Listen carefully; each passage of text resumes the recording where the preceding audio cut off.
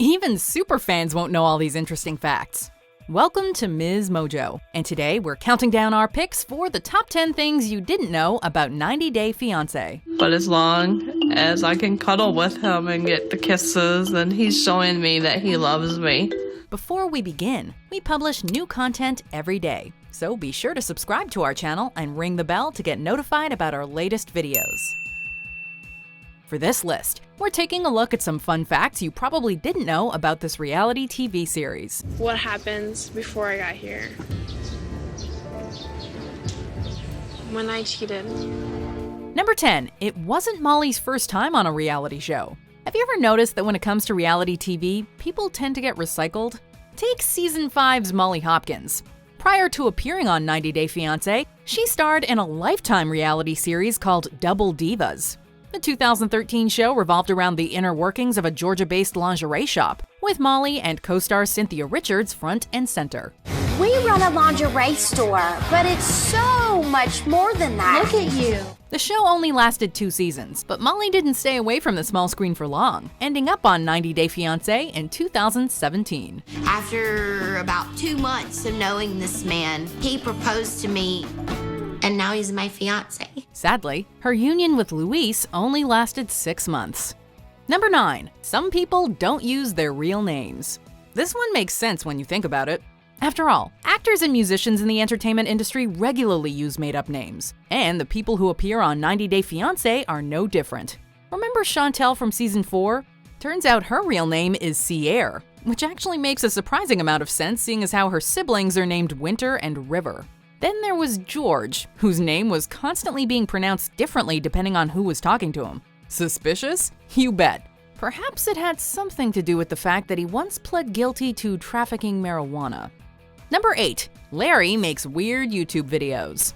Larry, who appeared on the first season of the 90 Day Fiancé before the 90 Days spinoff, is one strange dude. Perpetually on the verge of a nervous breakdown, his relationship with Jenny was like a roller coaster of emotion. I keep on thinking about how before I got here, she was active on Filipino Cupid. Were you active 1 week ago on Filipino Cupid? Just accidentally. However, that's just the beginning. During his time on the show, he mentioned that he was an aspiring filmmaker, and that he'd even made a bunch of videos for his YouTube account. Well, we checked a few of them out, and they're pretty weird. Many of the videos star Larry in multiple roles, and feature shaky camera work, bizarre plots, and some truly insane acting. It's time for your examination from the doctor. What's going on with this mole right here, Mickey and Mackie Mork? We'd warn you to stay away, but they are worth seeing, if only for a laugh. Have you ever seen the Transformer manager eat meat? Nope, I have not.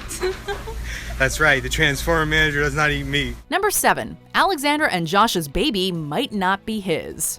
To call Josh and Aleksandra's relationship unconventional would be a gross understatement. I'm 21. For Mormons, that's old for not having a baby sometimes. The two met while Josh was on a Mormon mission in Prague, and while Aleksandra eventually converted, it wasn't exactly a smooth transition. What with her love of drinking, partying, and, oh yeah, working as a nightclub dancer. So you think if I will come to scripture studying every morning, your family will believe that I'm not just saying that I'm Mormon, but really? Despite being from 2 different worlds, the young couple appeared to be in love, and they wound up having a child together. Or did they? We understand the couple's refusal to post pictures of their newborn, but what we don't understand is why, when the photos did emerge, did the child look nothing like Josh? We're not saying it's true, we're just saying it's odd. Number 6. Fans started a petition to kick Nicole off the show. Nicole has been a 90 Day Fiancé mainstay for a couple of years now, having first appeared in Season 4 and again in Season 5. Her relationship with Azan has had its fair share of ups and downs, with both refusing to convert to the other's religions and Nicole admitting that she cheated on him. But that's not all.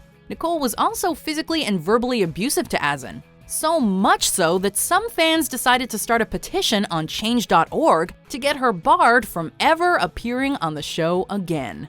The petition, which has over 300 signatures, states, quote, TLC and Sharp Productions need to cease any and all contact and employment with Nicole.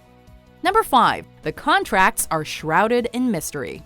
90 Day Fiancé has never released an official contract to the public, causing many to speculate what they may or may not include.